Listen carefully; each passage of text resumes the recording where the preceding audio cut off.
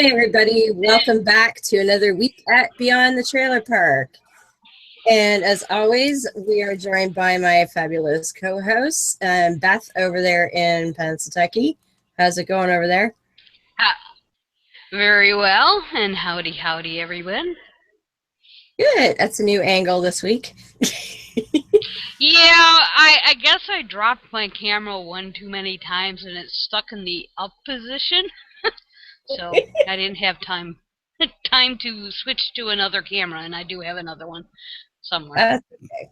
We can still see you, so that's all right. It looks like all we see is like her head is sitting on a counter, and that's like all we see. Yeah. It's still a hunt sitting on two pants. Yeah, it's still there a we go. I guess Beth decided not to wear pants or shirts tonight. That's it. Yes. We'll have to inform our guests later on the rules of hangouts. We just don't wear pants. That's just how it goes, you know. So coming from down in Savannah, of course, is our mouth of the South, Miss Ashley. Hello. Hey y'all. Hello. Things down in the Steamyville. Well, we survived what I call Hurricane Hermione. We survived it. We actually went to Hickory, North Carolina this weekend, where they're going to be holding ReasonCon 3 next year. So we went there and we had a little bit of fun and did some karaokeing and drove the hurricane all the way up and ended up having some very nice weather. And we went to Pridepalooza, so that was fun. Ran into two street preachers that were twins. The twin street preachers, holy shit. Bobby was priceless. Hey, look, two assholes that look the same. So it was really interesting. We were there with Bill and Susie in the Barroom Atheist and Jean and Demander. Jean from, or shall I say, Why It Matters. Yeah. Atheist Avengers. And then secular feminism. So it was really awesome. Very cool. We had a good time. We lost Beth there, but she'll be back. It's being that it's a holiday, the usage on the internet she uses has been kind of crap. So we'll bear with her. She'll be back. So joining us this evening, and she's actually not even at home. She's traveling up in Vancouver in BC, or well, Kelowna, I believe you said, in BC on my side of the border, is Karen Garst. So welcome. Thank you very much for the opportunity. I'm looking forward to it. Excellent. And so Karen has put together this pretty awesome book that we were able to read, and we'll get into all of that stuff too, but it's about secular women and the stories of 22 secular women. And I think it's a really awesome project to start, and I'm really glad that you did that. But for starters, you talk about yourself in your book, but nobody can read your book yet because it just came out. And we're going to tell everybody where they can find it by the end of the show for sure, because you're going to want to. Or how about the name of the book? Women Beyond Belief. I think I said that already, didn't I? I thought I did. No. Okay. We can say it lots more times. That's all right. And but since people haven't been able to read your story yet, Karen, I was wondering if you could start off by telling us a bit about yourself. For instance, were you religious, and what flavor were you if you were? Okay, well, let me do a quiz here. And again, I appreciate the opportunity to be here. The book, when somebody looks for it, probably should type in the whole title, Women Beyond Belief, Discovering Life Without Religion, because there's a couple other books that are beyond belief. And if you can forget the women part, those might come up. Gotcha. Okay, so I grew up in Bismarck, North Dakota. Do you want to guess what religion I was raised in? I don't know. Yep. Oh. Lutheran. Lutheran. Lutheran. Oh yeah, North right. Dakota is settled by Norwegians and Germans and We actually had at Trinity Lutheran Church in Bismarck a service once a year that was in Norwegian. And the women sat on one side and the men sat on the other. So well, see, I'm Canadian. I'm allowed not to know that. that you're given a pass. The rest, I don't know. But the Midwest is North very Dakota even still exist. Anyway, I think what was unique about growing up in the 50s and 60s in Bismarck was that everybody I knew was religious. There were 5 Jewish families, and they had a rabbi come from Fargo every now and again because they didn't have enough for a synagogue themselves, although there was a synagogue in Bismarck. But I could tell you, you know, Margaret went here, Jane went there, John went there. And I'll tell you a quick story for how early that was instilled in me. And I tell this in my essay. John, this cute little boy in 1st grade, carries my books home for me. But I knew he was Catholic. So I came home, I sat down after supper with my dad in the kitchen. I said, Dad, is it okay for a Lutheran to marry a Catholic?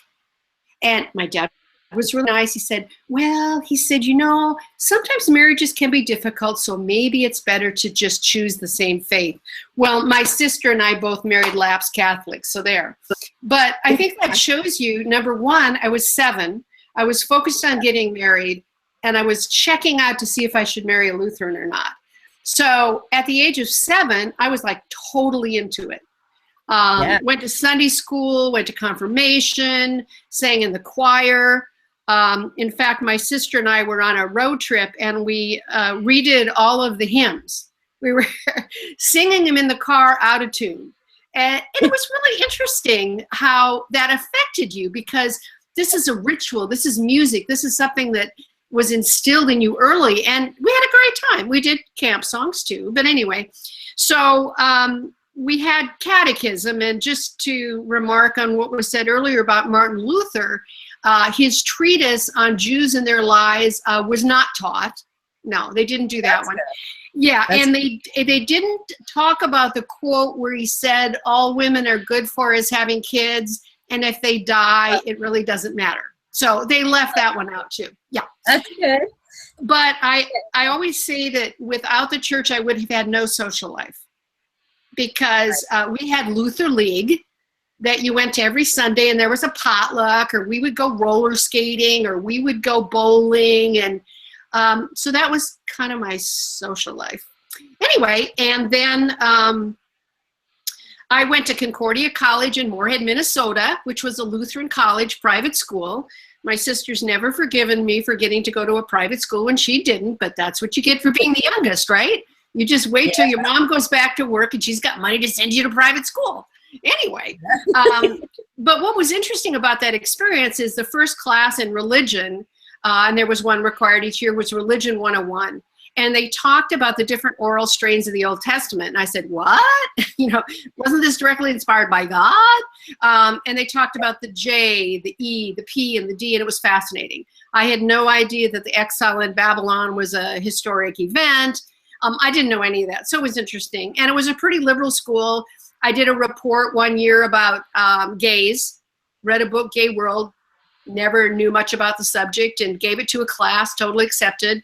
I had a professor when I was a junior on Catholicism, and he came in and wrote, my name is Father Emmerich Lawrence, OSB. Now, please do not get the order of those letters confused throughout the semester.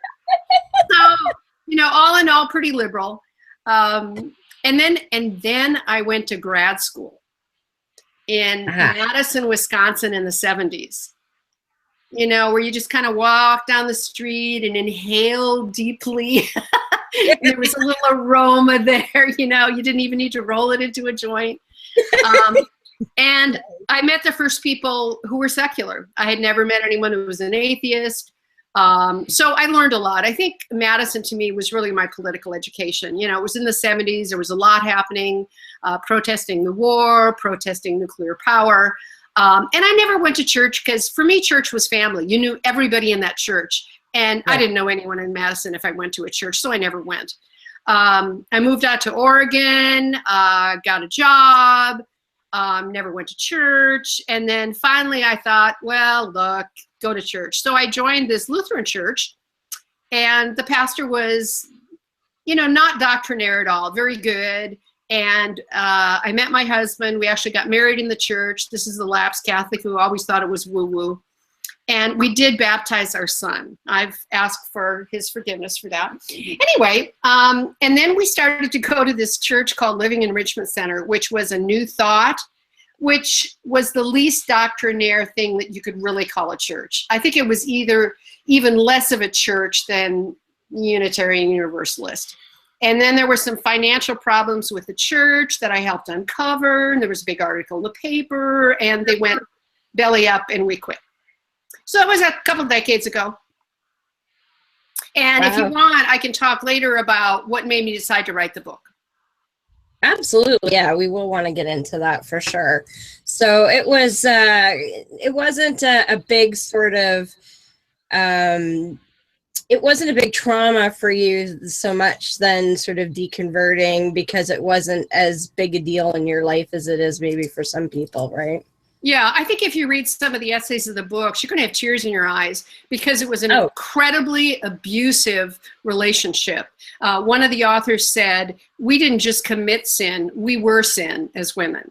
Yes. And took years and years to overcome it. But for me, I read a book by Bishop John Shelby Spong called Resurrection, Myth, or Reality in the 90s, when the Jesus Seminar was writing a lot of books. And he basically said the resurrection isn't real, and here's what might have happened, and here's how the religion might have developed. And I said, okay, no resurrection, I'm done. And that was it for me, but a very slow slide into atheism. And what's interesting is, at the time, I never sought out a community. I thought, great, get to sleep in Sunday mornings, good. But I never sought out any other group to join. And that didn't matter. And that's like something that a lot of people do end up missing. And sort of, I think that's one of the reasons why so many people sort of go through many phases. Like we always joke with Beth, and having, you know, tried a bunch of different denominations, and then, you know, getting into quote paranormal for a while, which now actually, Karen, you'll be happy to know that we are all three of us formerly qualified ghost hunters. So there you go. Ooh, good. That's important. The funny thing is that we never found God. No, or ghosts for that matter. Deb, I want to point that out. Was that? I wasn't going to point out that we were bad ghost hunters. Well, no, we were good ghost hunters, because if we found that wasn't there, then we're a shitty ghost hunter, as far as I'm concerned. That's a whole other story. You never lied, right? You never exactly. No, and some of my friends at the time were so invested, and I did this to a degree too, where you would see or hear something, and you would be biased towards the answer you hoped it would be, as opposed to really kind of being honest with yourself and going, yeah, no, that's dust in the camera, or, you know, that was a bug that went by, or that's really just static on the recording, really. You know, it's a lot of wishful thinking. What's bizarre? What's bizarre in my case is that I was a full-blown atheist when I got interested in ghost hunting. So was I. And yeah, and it wasn't so much a search for God, but for me, I had a really bad incident. Whether it was related to my bipolar, I don't know. It was definitely related to my diabetes. And just all the answers seemed to be there. But then when I finally got healthy again, it just went by the wayside. And it's like, seriously? What the hell was I thinking? Well, and for me, and I've talked about this before too, it was a lot of wishful thinking because of some losses that I had suffered early on. And that idea that, okay, it's not a soul, but, you know, I got stuck on the idea of, well, maybe it's like we have mental energy that we don't understand, and trying to give it a scientific bent that really didn't exist. I was kind of making that up because I didn't know any better. Yeah. But, you know, it does boil down. Well, it also shows too the religiosity behind the paranormal. It's just as bad, if not worse, in some cases, as religion. Because when you, let's say, defect, it's brutal. I mean, the backlash I've felt it has died down in the last year and a half, but I mean, there's some people that won't even talk to me, and these are people I've actually. I mean, I did 2 radio shows prior to this on paranormal, but I also approached it from a skeptical side. But there was just it's the preying and the indoctrination preying on the weak. I mean, it's the exact same thing in religion. Oh, absolutely, absolutely.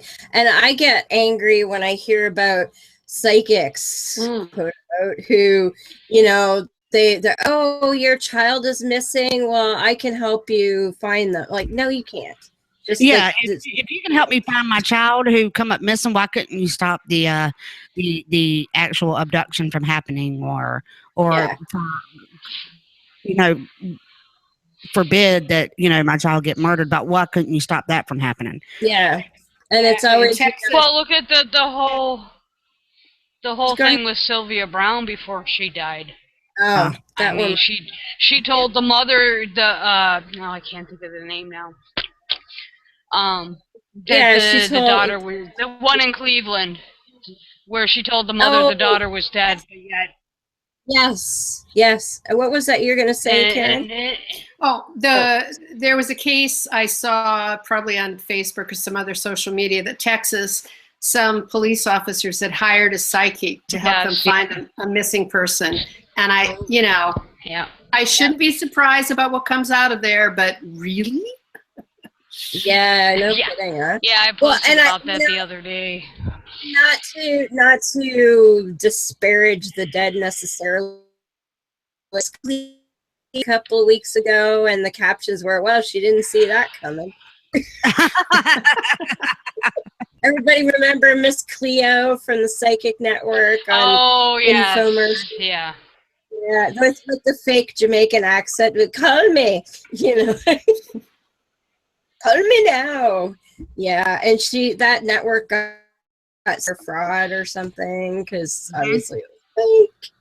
But that gets annoying. But so it's nice that at least you had a fairly smooth transition out of being religious. That a lot of people, I consider myself extremely lucky about that too, because in Canada, and especially around where I live, nobody really gives a damn.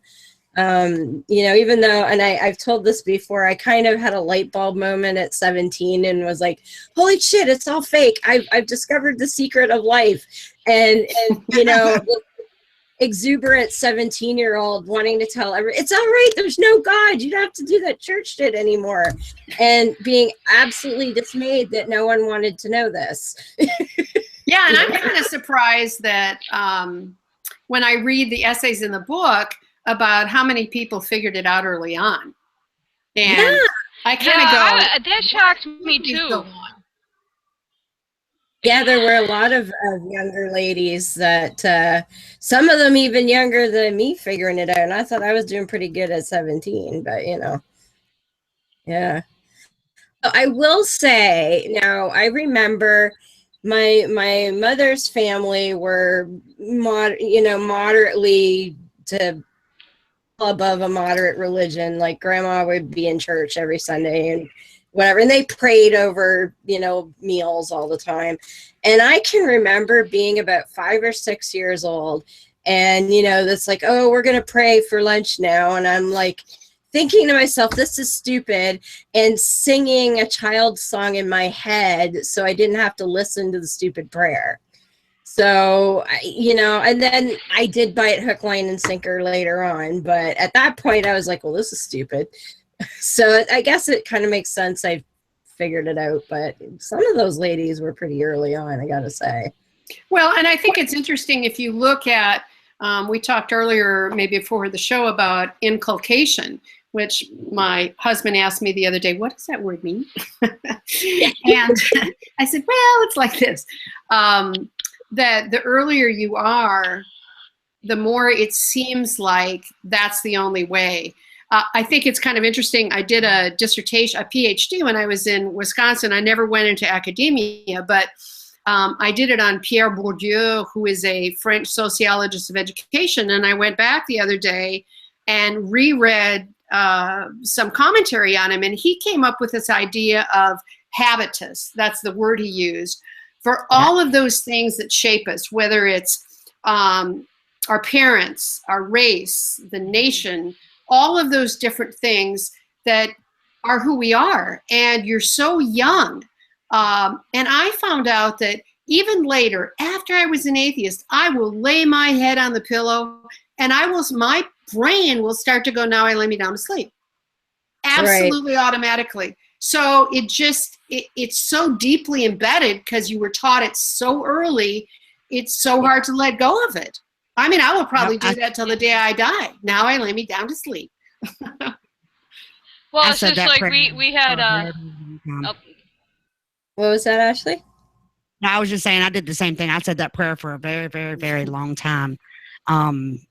Even to the point where when I started coming into my atheism, I would still catch myself laying down and going, now I lay me down. And I go, wait a minute. Who the fuck am I talking to? Now, Ashley, I got to ask you, did you learn the asparagus part? No. Okay. Well, I remember when I was little, I had an older brother and sister, and they said something longer than me. And I asked my dad, I says, when are you going to teach me the asparagus stuff? And it was, now I lay me down to sleep. I pray the Lord my soul to keep, if I be spared for other days. I heard them saying, and I thought it was asparagus. Yes. So I wanted to do the asparagus part too. I did not know that part either. And there you go. You missed the asparagus part. I did. Yeah. And you know, it's funny too, because as much as I embraced things as a teenager, again, I remember being sent to vacation Bible school when I was like, I don't know, 6 or 7. And I did not like it. Like, I remembered thinking, I don't like what they're telling me. And when I remember, this is sort of vague, but talking to my mother about how I didn't want to go back. And she was trying to get me to say why I didn't want to go back. And I thought, I was a devious little kid, because I'm thinking, I have to think of something that she's going to buy. So I was like, well, they were singing songs about worshiping idols. And she's like, oh, I think I know that song. That's not what you think it is. I was like, damn. And I got made to go back. But I remember, but I think what it was that I didn't like about it, because these would have been Calvinists. The Vacation Bible School was run by some Dutch farmers, so I'm pretty sure they would have been Calvinists. And I think it was the whole, if you don't accept Jesus, you're going to burn in hell, that was scaring me at like 6, 7 years old.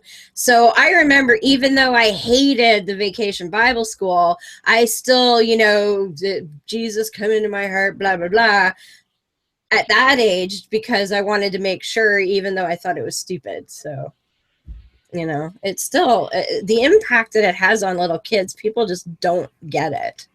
Well, and I remember in catechism, I think we learned Martin Luther's catechism, and I swear it was the most complicated thing. Somebody gave me a copy years ago, and I read it, and I remember it was like, Our Father who art in heaven. Okay, I got it. Easy. God up there in the heavens. And then Martin Luther would go on for a paragraph explaining this one line. And it was this doctrinal gobbledygook, and I probably memorized it, and I had not a clue what it meant. Oh, good grief. Beth, I always want to know why our Father was doing art in heaven. Oh, yeah. Well, there's all of those, There's this song about, and let's see, and and made me whole or something. And I couldn't figure out who Christian was. And who is this? I know the Trinity, but who was this other one that came through this song? And I remember questioning it over and over again. Who was that guy? Just because you heard it wrong, you know? Yeah. Yeah. Right. So Beth, what was that you're trying to get out? There's a bit of a delay there for you, I know. Yeah, my ISP sucks, so I'm sorry, guys. Being Lutheran, I remember we had I can't remember, it was 3 years or 4 year class that we had to take prior to taking our first communion. And this is one of the issues I had, although I didn't realize it at the time because I was so deep into it by then, was that our mini catechism book was about that thick. So say about, I can't find my camera, about a ½ inch thick. And it was all liturgy. Mm. And it was just like, and it's like, even when I go back now, which isn't very often, that's all that strikes me. Whereas you compare it to a charismatic church, it's just free and easy, and they just go with the flow. Yeah. Yeah. So, and yeah, it's such a diverse thing. Like my church that I started out with was, you may not have even be familiar with it, Karen. It's the United Church of Canada. I don't think there's anything, the United Church down there is something completely different. It was extremely liberal. They had actually female ministers my entire life that I remember. And they were the first to, before we even legalized gay marriage, they actually had gay pastors as well. And they were the first to sign on to gay marriage and all of that. But at 13, I got suckered into going to another Calvinist group with a friend of mine. And that's where I ended up turning into the Bible thumper, was with the Calvinists. I don't know what the hell I was thinking, but not one of my brighter choices, I have to say. But yeah, it's pretty liberal otherwise. If we had to have a church, I would say they're the least obnoxious of the group. Oh, I got that quote from the song wrong. It was, and cleansed and made me whole. And I thought it was Clenston. And I couldn't figure out who Clenston was. Because you learned it orally, and it was, and Clenston made me whole. And I don't remember asking my parents who this Clenston guy was, but I was concerned. Who was Clenston? What was he going to do? Yeah. Nobody told me about him. Yeah, he's not in the Bible, oddly enough. Exactly. That's what I was supposed to name my child, Clenston. Yes. Her boy's Brinston. So you missed it just by a smidge. Just a smidge. Oh man. So you've got the book going on, and you were also mentioning that you started doing some lecturing too, and that's kind of exciting. Well, let me tell you a little bit about why I decided to write the book. Let's start there. That's a good. Okay. Well, it was 2 years ago, and the United States Supreme Court issued a decision in Burwell v. Hobby Lobby and decided that Hobby Lobby, because of an earlier decision in Citizens United, was to be treated like a person, and so a person could have religious views. So its religious views told them not to give certain forms of birth control, and the 5 Catholic men on the Supreme Court, it was a 5-4 decision, said, yeah, you don't have to do that. And I was just incensed about it. I couldn't believe it. I've been a member of the National Organization for Women and NARAL since the early 80s, and I said, are we still dealing with this? And I was having lunch with a friend of mine who's an author, and just kind of congratulating her on her books. And she said, Karen, you should write a book. Well, it was 2 days after this decision. I said, well, the only thing I can get excited about is atheism. And I would never have thought of writing a book about atheism, but for that decision. And somebody introduced me early on to Dr. Peter Boghossian, who wrote a manual for creating atheists, and he's in Portland. And I now ply him with sushi dinners. And then he gives me a lot of help and help me get published, help me get a blurb from Richard Dawkins and other people, and just gives me a lot of advice. So that was really helpful. And he was the one who said concentrate on women. Because I had initially just reached out to friends and said, do you want to write an essay? Do you want to write an essay? And I had one friend, a guy who actually wrote one. I'll have to put it on my blog because he went through all this work. And then I decided to do women. And, you know, I think what's interesting, I was reflecting on this today. Had I started, you know, if I started this from scratch, the logical, rational way to do it would be, oh, what do I want to include in the book? Which people do I want to include? Let me reach out through social media and get all these kind of people. Of course, I didn't do that. I was angry, I was emotional, and I started with my friends who turned out to be, many of them are great writers. And then I started to go to the atheist groups. Peter introduced me to so-and-so, Peter Deller, and Peter Deller was part of a group. And then I went to the Humanists of Greater Portland. I went to the Center for Inquiry.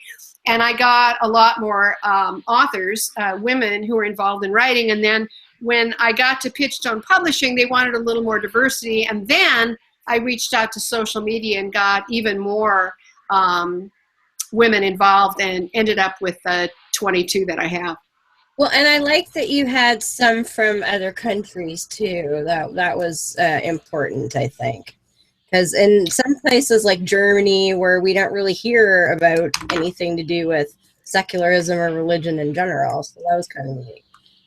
Well, and I think one of the cute stories my friend Jill talks about, she's from England, and when she was growing up and you asked direction, they said, oh, it's down the street from the Lucky Lab pub. The directions were always given by the nearest pub. And then when she comes to the United States, I was saying, oh, just turn at the Baptist church. And she's going, I don't have any idea where the Baptist church is.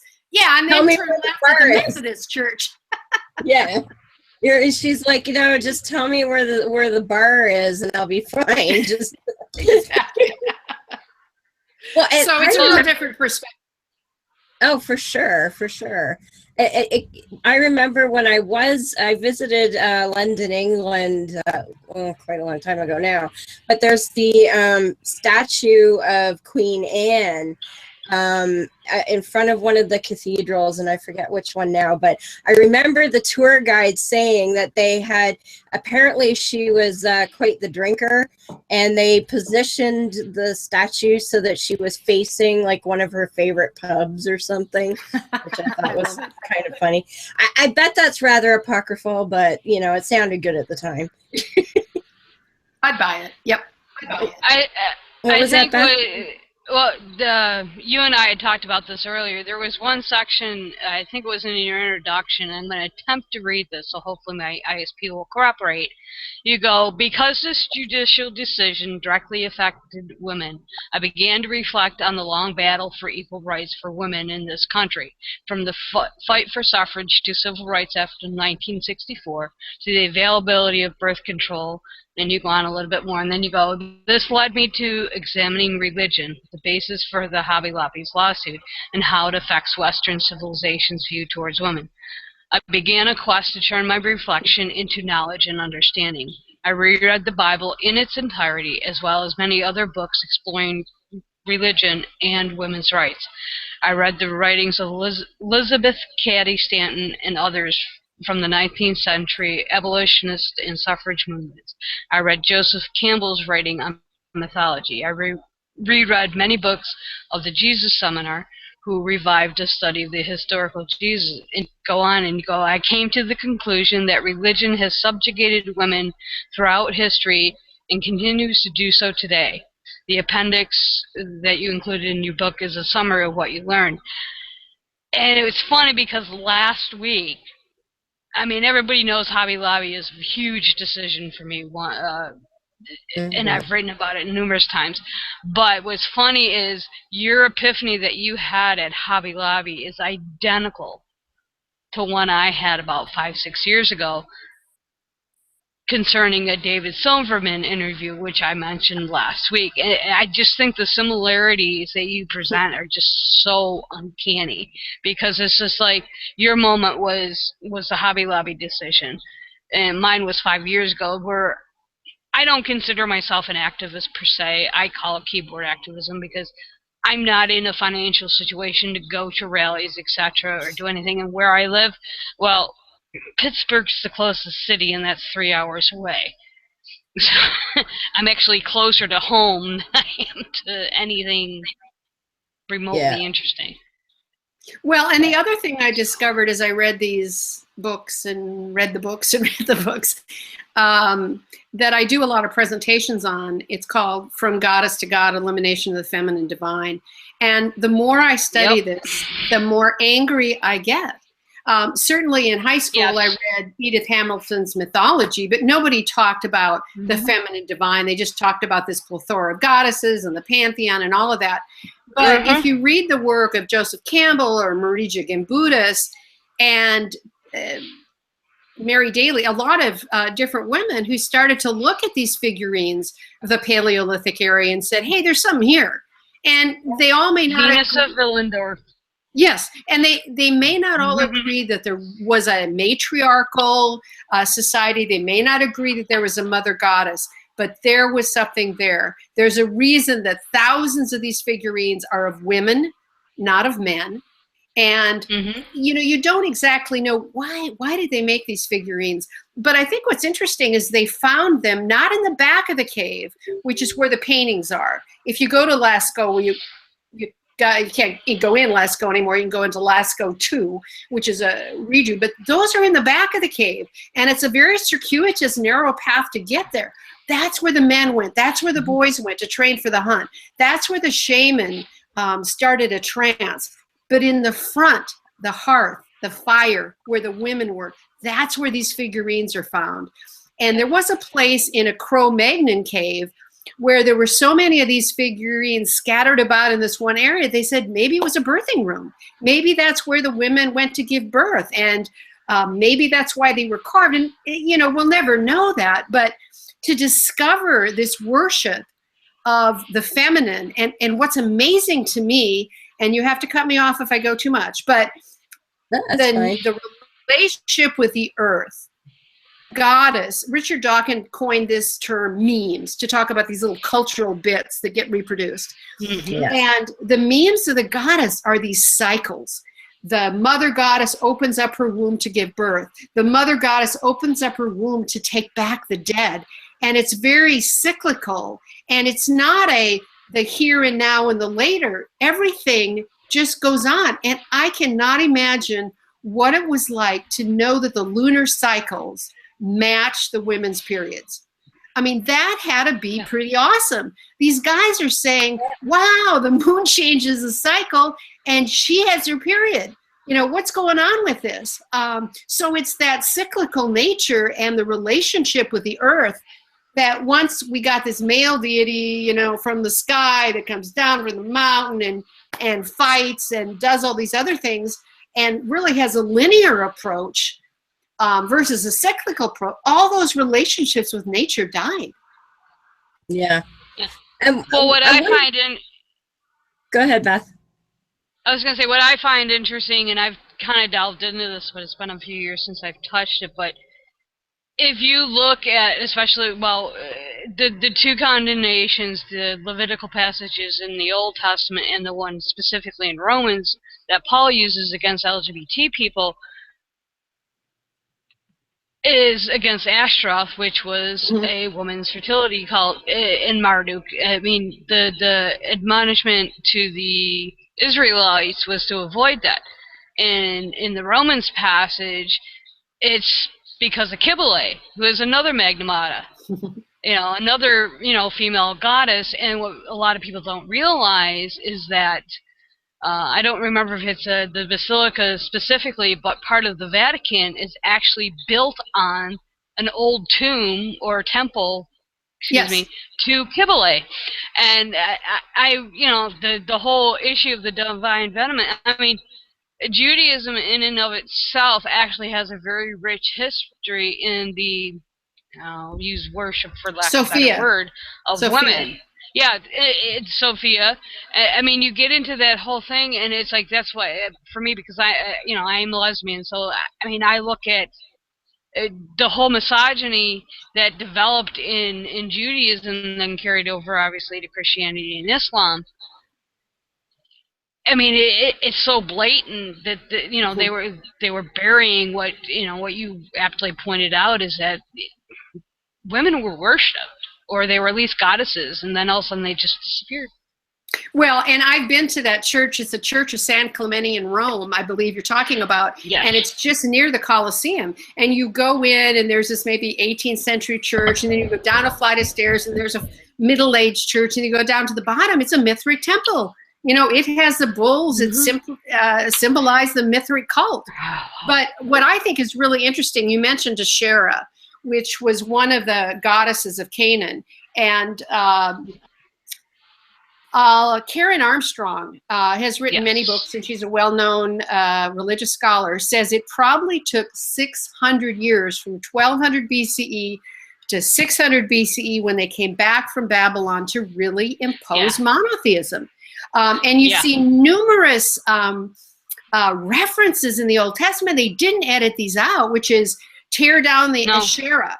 And there is I'm going to say 7th or 8th century pottery piece that says and is written Yahweh and his Asherah. And some people interpret this differently. Maybe it was Yahweh and his pole, or Yahweh and his tree, but it could have been Yahweh and his wife. So there's this goddess and God together for a very long period of time. And you see a passage in Jeremiah where they say, forget it, I'm not believing in your Yahweh. When we gave cakes to the Queen of Heaven, we were fruitful and the crops grew, and now I'm going back to baking the cakes. And there were some of the kings, I want to say Hezekiah, I might be wrong there, but one of the kings put back the cult objects of Asherah into the temple in Jerusalem. So this was not a smooth road for monotheism. Well, and you mentioned that in your appendix, how the idea of Asherah was Yahweh's consort, probably. And I think that's so fascinating how they went to such lengths to strip that out of anything that you can find now. And to the point that if you were to say that to even, like, say, a fairly studied clergyman would think you were nuts to say that, because they go to such lengths to disavow that and hide it and cut it out of whatever existed. Exactly. And go ahead. No, I was going to say, go ahead, Karen. Oh, well, and I think the other issue is, you know, I talked about that Religion 101 class where I learned that this exile in Babylon was a historical event. Nebuchadnezzar came, took off the scribes and the scholars, and thought, if I get the elite and I move them to Babylon, the other people will be quiet. Of course, they weren't quiet, and they rebelled, and then he went back and destroyed the temple. But they spent a few decades in Babylon, and what is happening in Babylon? What is their myth? It's called Enuma Elish. It dates from about 2600 BCE. What happens in the myth? Well, you get Marduk, who's one of the male gods, saying, hey guys, look, I got a deal for you. If you make me top dog, if you make me the head god, I'll get rid of Tiamat, which is this goddess that keeps hanging on. And she's this dragon, and let's get rid of her. So he cuts her up and creates the sky and earth. You know, where have we heard this division between sky and earth before? And there's also Gilgamesh, which is a myth that was in Babylon that has a story that is just like Noah's Ark. I did a blog post on my website, which is Faithless Feminist. And if you want to find my Facebook or anything else, you just Google Faithless Feminist. But I did a parallel of the story in the Bible and the story in Gilgamesh. And, well, gee, you think they might have borrowed it? It's identical. Oh, funny that.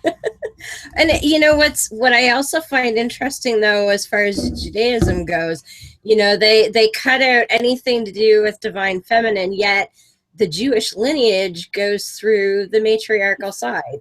Well, how did that work? Oh, there you go.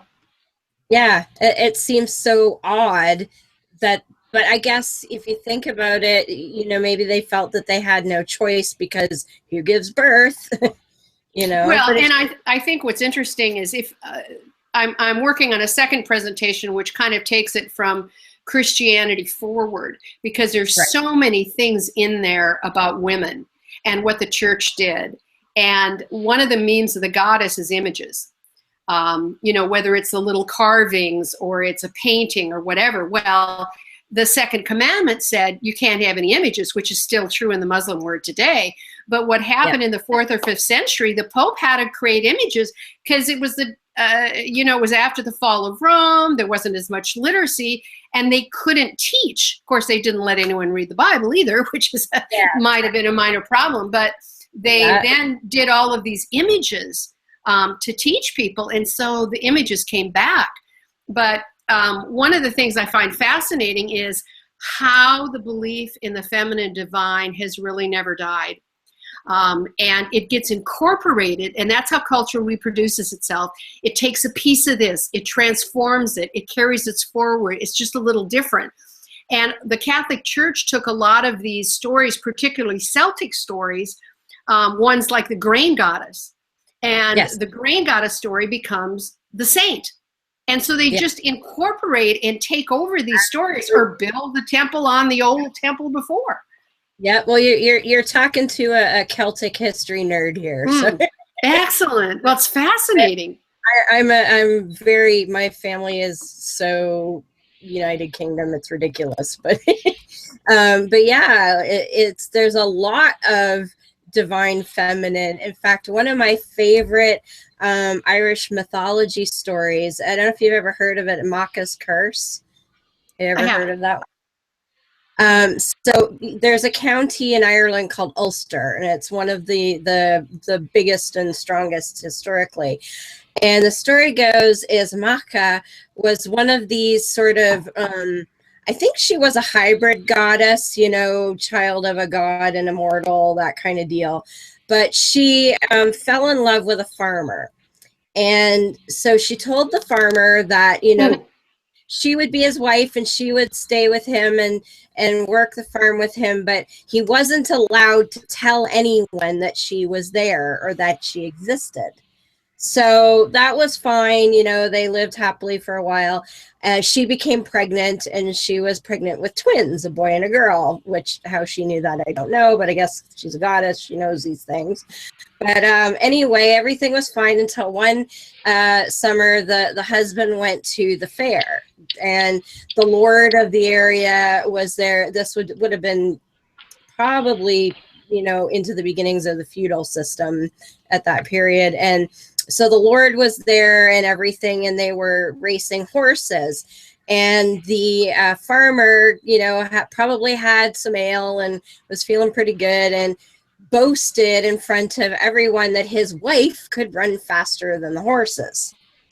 And so everybody's like, what wife, kind of thing. And of course the lord or king, depending on which version you want to listen to, he of course demanded that the farmer prove this. So he had to bring his poor pregnant wife to present to the lord and race horses on foot, which she could do, but she was also extremely pregnant. And of course, as soon as she won the race, she began to go into labor. And for whatever reason, the men of Ulster were, I think they were afraid to anger the Lord or whatnot, but no one would come to help her.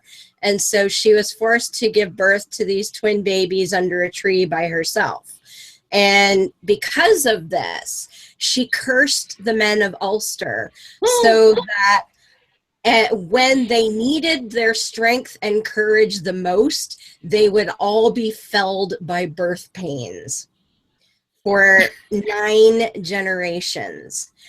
And so that is given as the excuse to why Ulster, which early on had been kind of a powerful part of Ireland, was defeated time and time again and usurped by other people, because the idea was, well, as soon as we have these wonderful, awesome warriors, but as soon as they go into battle, they all fall over with cramps like they're giving birth. Because that's fascinating. There's also a story that continued about the grain goddess.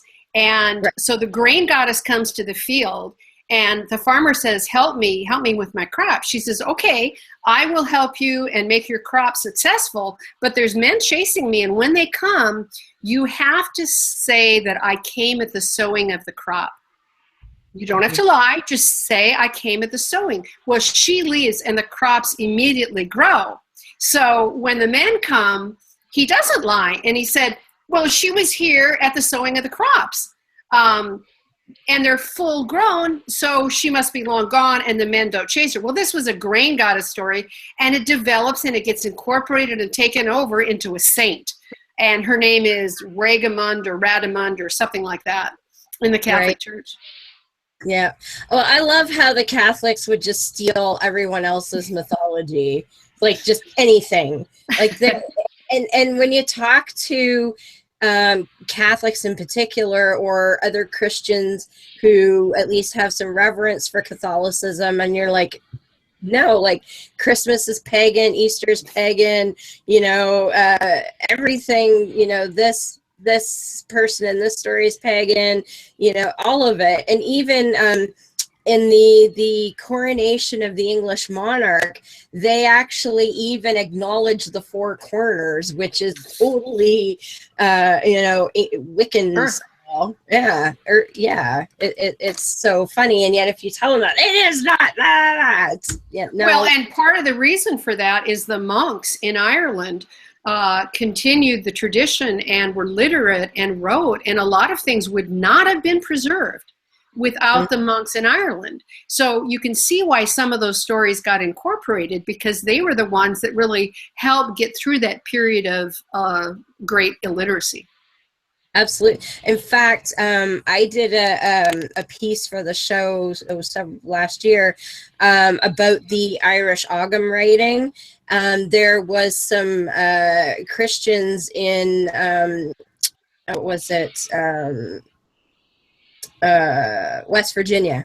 They found that there was a scratching in a cave, and some Christian guy, this was like in the 1930s, I think, tried to make it fit into being Ogham so he could claim that the Irish monks had come to North America to preach about Jesus. And like, if you saw the picture of the scratching in the cave, it looks nothing like Ogham, but he tried to like fill in gaps and twist it around. And, you know, if you squint and turn your head this way and jump on one leg, it says something about Jesus, which was utterly ridiculous. But that, I can see kind of why they may have wanted to do that, because the Irish and the Ogham writing was so important. Exactly. Yeah. What I find fascinating about this is that one of the ridicules, and I use that term very loosely, I get is I'm very much on the fringe. In other words, my interests are really odd, and one of them happens to be the divine feminine. And a lot of people, and my interest in the divine feminine actually started with my interest in the paranormal, with the whole concept of the Nephilim, the Genesis 6 giants, and that's a long story. But a couple people have asked me, why do I have an interest in something so odd? And I think hearing you and in the book itself, and of course your appendix, really support the idea that to understand women and women within atheism, one has to look at how the history of it. And this is where I think, Deb, it's so important, your interest in especially Tudor history. It's not just a black and white issue of something that started with, Phyllis Schlafly, God not rest her soul. Sorry, I had to get that in there. But for those that don't know, Phyllis Schlafly died today. And, you know, it didn't start with her in 1973, you know, after the Roe v. Wade issue. This has been ongoing since time immemorial. And the misogyny, per se, for lack of a better word, really began with this monotheistic religion that we know as Judaism. And then it carries forward throughout our history. And I think hearing it from you, gives it a totally different perspective. And I don't feel so fringe anymore. And when you say it like that too, my immediate thought was, yeah. And you know, when Akhenaten tried monotheism, it didn't have, as far as I know, that same level of misogyny that the later Judaism did. You know, but then again, everybody was like, Akhenaten is whack. He wants one God. What's with that shit? Like, whoa. So maybe he just didn't get the opportunity to really develop his cult of the Aten, because he got trounced out pretty quickly there. But yeah, he didn't last very long. But one of the things that I think is interesting is how you can take a symbol and turn it around. For example, again, time immemorial, the goddess was associated with snakes, because snakes shed their skin, they regenerate, they have cycles. They go into the earth. So in the presentation I do, for example, I have the Sumerian seal that has the god and the goddess, or the goddess and her consort, or whatever, and a tree in the middle and a snake on the side. Well, what do you do to put down Asherah, the goddess? You take those symbols and you make them bad. So what do we have in the Garden of Eden? We have a snake who tempts. Who does he tempt? First, he tempts the women. What does she do? She eats the fruit of the tree, the forbidden tree, and you have all of these symbols encapsulated in putting down the feminine. And what's interesting about this snake is, so women were seen as healers. They were the ones, you know, who gathered the seeds, who gathered the herbs, and throughout time were the people who tried to heal. Now, there were times when men took over, and men took over medicine, but one of the things that the witches in the 15th century are associated with, you know, they're the healers, and the men take over medicine. What is the symbol of medicine today? The snake. The caduceus with a snake around it. And you go, you guys are taking the snake? That's our snake, which is fascinating. Well, another interesting twist on that, my good friend goes by Shujin Tribble. I'm a panelist on his weekly show, and he came up with this several months ago, is if you really think about it, Eve was the first skeptic, because she didn't just say, you know, except, okay, God said don't eat the fruit, I'm not going to eat the fruit because I'll die. She tested the theory. She tested the hypothesis and found it actually to be erroneous. So really, from that perspective, Eve was the first skeptic. Well, and she wanted to be educated. It was the tree of knowledge. Yeah, exactly. I have a friend who wrote a book called Mythos Christos, which is about Hypatia. Yes. And Hypatia, in the year 400, she was a mathematician, even better than her father was. She's in Alexandria. Of course, the library and the Serapeum and everything gets destroyed. And she gets killed by a Christian mob and actually skinned with clamshells or something like that.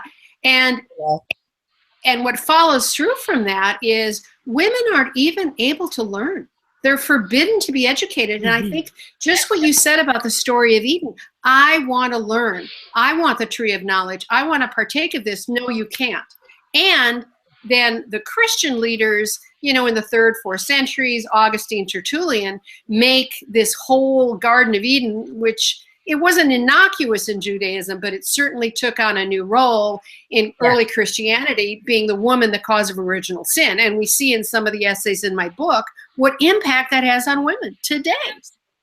Absolutely. Like people being, like you said, the one lady who said, you know, we weren't just told that we were sinful, but we were told we were sin. We were the embodiment of sin just for being women. Exactly. And that whole essay. Yeah. Yeah. And in the Bible too, you know, just for having a period, no one can, like, stay in your hut, don't touch the furniture, don't touch me, just stay in your hut until you stop that nasty bleeding thing. Because we don't get it. We don't do that. It must be something fucked up. You just Just stay over there. And that what's interesting about that is that whole monthly cycle of menstruation was associated with the cycles of the moon and the goddess. And what happened to it, it gets totally turned on its head. And there's a book that somebody wrote called Red Tent. And I was reading it, 20 years ago when our son was little. And I told my husband, I said, you know, there was a period when the women had to, there was a time in Judaism where women were unclean and they had to go in a tent with their period when they had their period for a week. And he goes, well, that sounds like a good idea. I said, honey, they didn't take the kids with them. Never mind. Never mind. Yeah, because if you touch the kid, you'd make them unclean too. So yeah, of course. You're going to be stuck taking care of the kids. So what we became, instead of part of the earth, part of the cycle of life, part of the regeneration of life, we became dirty and unclean and unfit to enter the temple. Even in the Middle Ages, the Catholic Church would not allow women to enter the Catholic cathedrals if they had their period. Yeah, absolutely. Ridiculous. And what are they going to know? Like, oh, are you going to do like a panty check or something? Like, That's what I want to know. How did they know that she was on her menstrual cycle? Well, I think going to the tent for a week sounded like a good deal to me. You didn't have to take the kids, you know, hang out with the women. That's a good deal. I could do The way I see it, I like when I have mine, I'm like, leave me alone. Everybody leaves me alone. See, maybe, you know what? Maybe you need a tent out back for them to go live in that week and you just yourself. There's an idea. Yeah. Because they can go outside and build stuff for a week, right? Do guy stuff, whatever. They probably won't like that there isn't like a Nintendo or whatever PlayStation out there. Right. Well, and I think we should talk about sex. Oh, absolutely. Because Absolutely. I don't think there's anything that has done more damage to women than this notion that sex is unclean, it's dirty, you should only do it in marriage, and that affects every woman who's brought up in religion. Absolutely. Yep. In fact, friend of ours, Dr. Darrell Ray, wrote a good book on that, Sex and God, about how Excellent book. really, yeah, excellent book. And yeah, it fucks up everybody, especially women. It's the Madonna whore thing, right? Exactly. Exactly. And maybe if you want to elaborate on that, if folks aren't familiar with that concept. Well, I think, you know, I can just tell my story and then maybe people can add to it. But, you know, I was raised to believe that you had sex in marriage. So I was in college. I was engaged to somebody. I was going to marry him. And so what the heck? I sleep with him. Well, it ended up I never saw him again in my life. And yeah, I'm hoping he reads the book, you know. You know, how did that affect my attitude toward myself? Oh, yeah. That now I'm not a virgin and I can never be a virgin again. Yeah. And how is being raised to think sex is only for marriage impact the pleasure you have or do not have when you have sex? And with the goddess, sex is natural. It's part of life. It's part of nature. And I think that's one of the biggest things that I hold against religion is making women think they're not worthy, they're unclean, they're not the same, and don't have pleasure. And if there's one thing that this book, I hope, does, is teaches young women to beg it. Just forget all that nonsense. Absolutely. And I mean, to the point where people are left to feel guilty even for masturbating. Like, give me a break.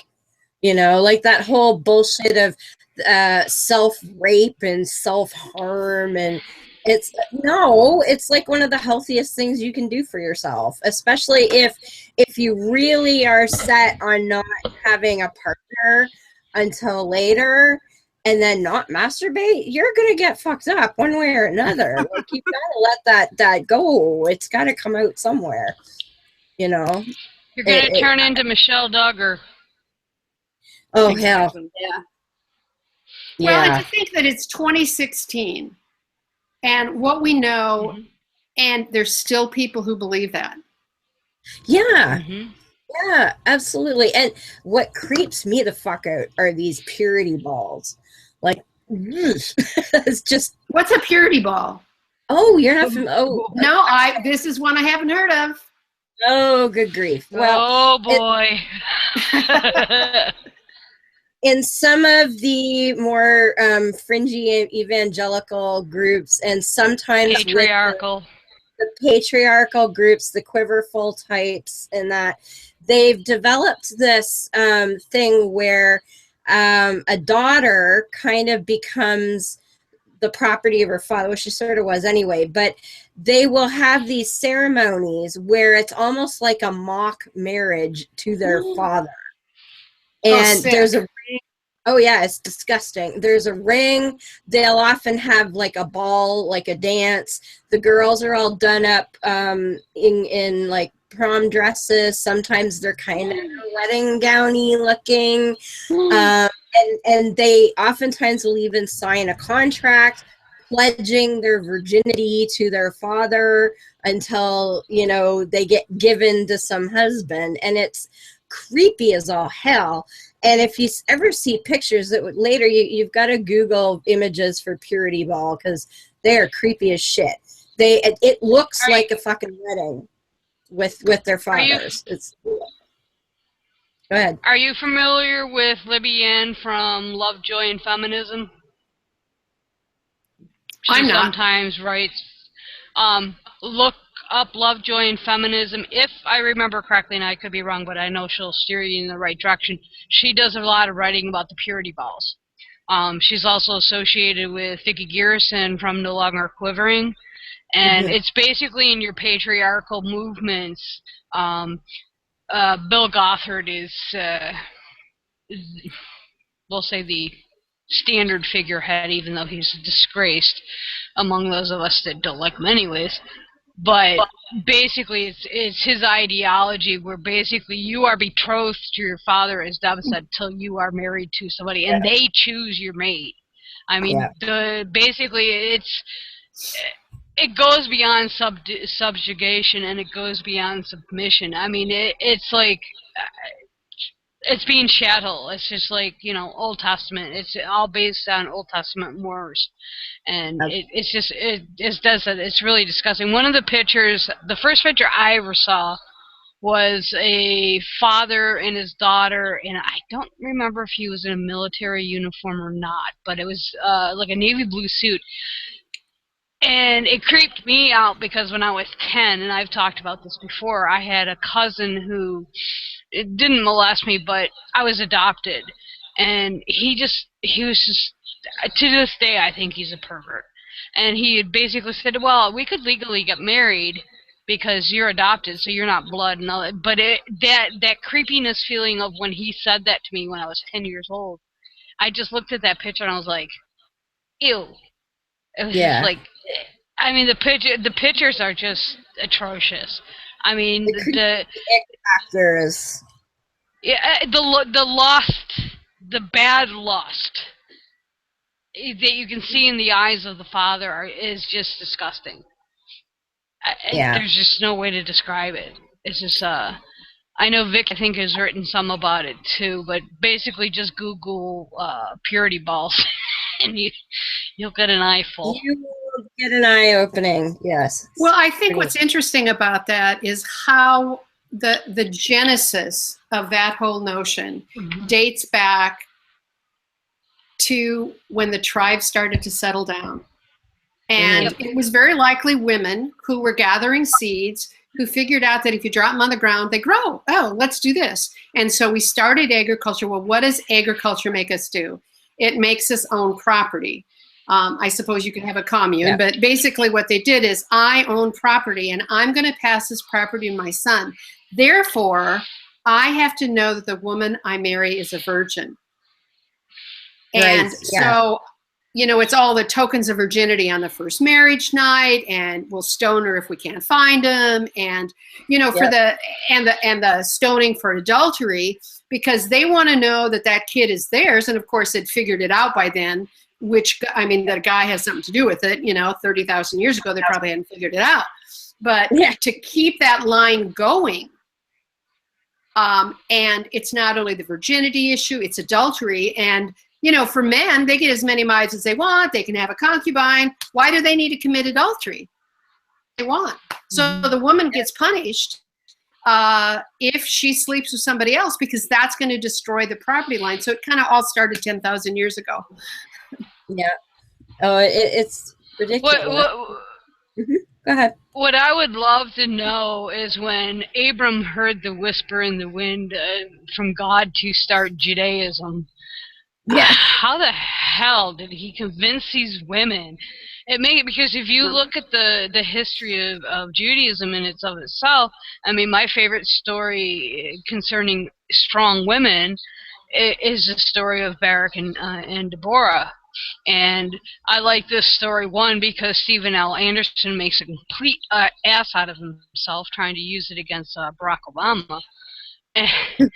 But it shows you, I mean, if you delve into the history of women within early Judaism, this misogyny is not there until, like you said, I think after, the Babylonian exile.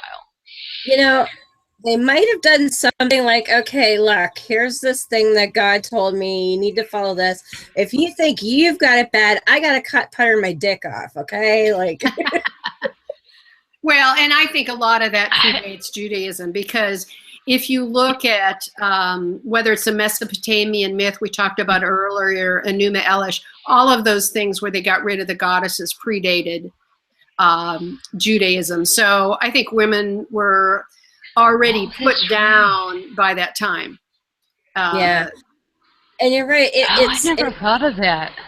It all surrounds the idea of controlling heredity.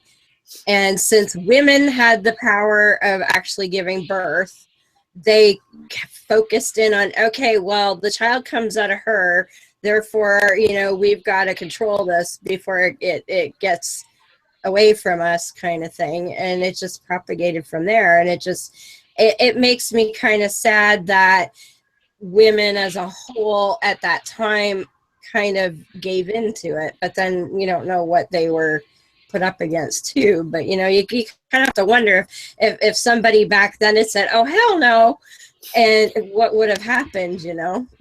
Well, and I think we can look at that today with we talked earlier about the women in Saudi Arabia saying, I don't want a male guardian. And obviously by saying something like that, they risk being punished for it. But it's just like the 19th century with Elizabeth Cady Stanton, Margaret Fuller and the others said, no, we're not going to do this. We're going to have the right to vote. Model the Seneca Falls Declaration on the Declaration of Independence. And I think it's important to realize that men supported that and were partners in that. And so it's going to take partners in Saudi Arabia of the men realizing, look, this isn't okay. We're going to have to change this. We're going to have to do something. I was on a Facebook page called No Gods, No Masters, Atheist Feminists. And Shanna Babylonia, who writes at Myobi, and I were doing this piece together about atheism, or we need more secular men, I think it was called. And it's not something I normally would have written about, but we wrote it together. And I got on the site to start answering questions and responding.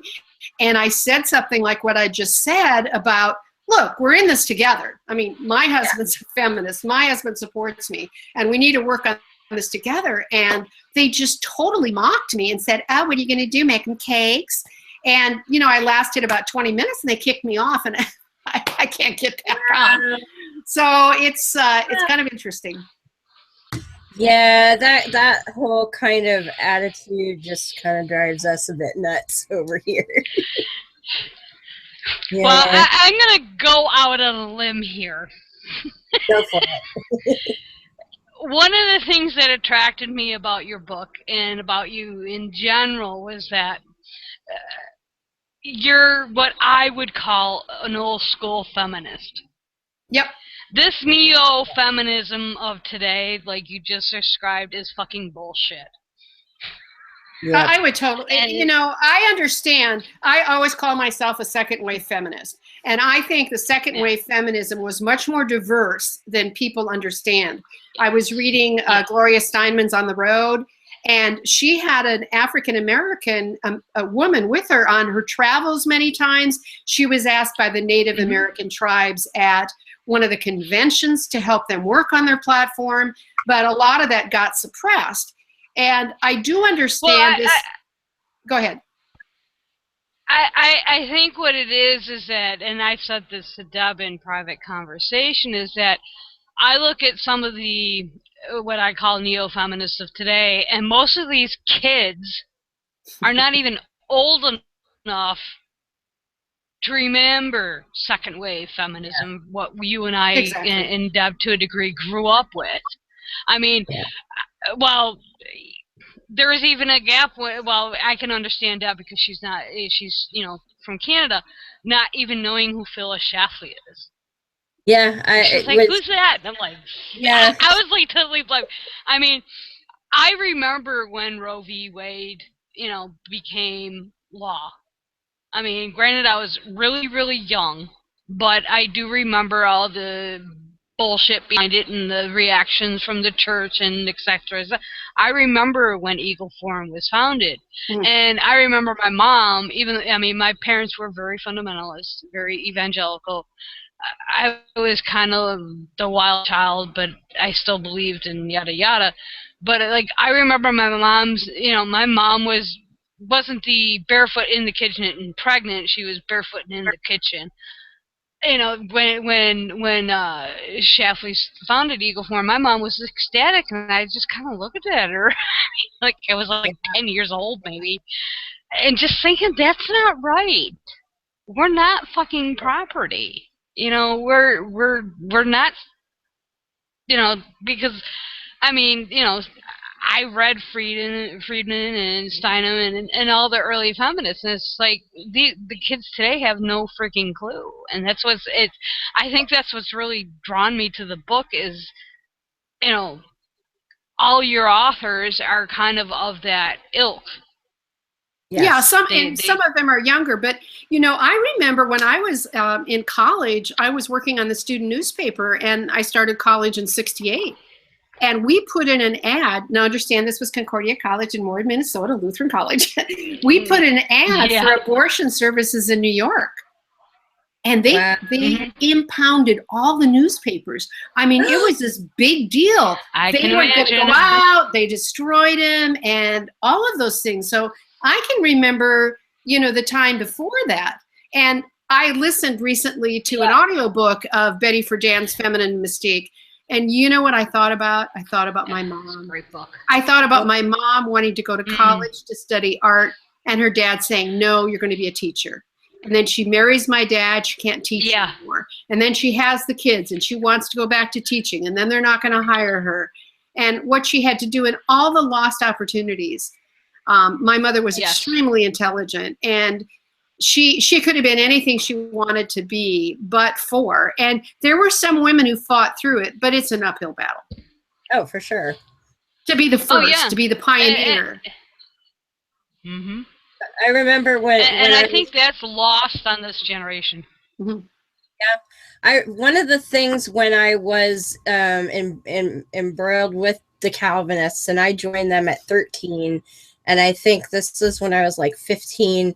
And I was at a Bible study, which really amounted to, we'd read a verse and they told us what it meant. It wasn't, you know, we discussed what we thought. Oh, no. But the one, you know, wives have to obey their husbands. And I remember coming out of that, going to my friend, and we were both about 15, going, whoa, what was this? And I knew, because in their families, all of the families that I'd been exposed to, some of the women did work, but every last one of them that worked in a nursing home. That was the only job they had. And the rest of them did not work outside the home. And I knew that was sort of archaic, but it didn't really dawn on me that they believed that this is what God wanted, right? Because remember, United Church Canada, liberal, we didn't care about those things. And just like that was the first sort of chink in the whoa, what am I getting myself into here? And now I did go along with the whole thing for another 2 years, but that was a big holy shit moment for me.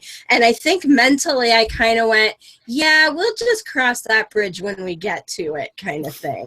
Because I was not buying that a whole bunch of crap. But when I was reading the book, and Beth will tell you, I got to Sylvia Benner's channel chapter, and I was like, Beth, you have to, if you can't finish it, you got to read this. Like, read this.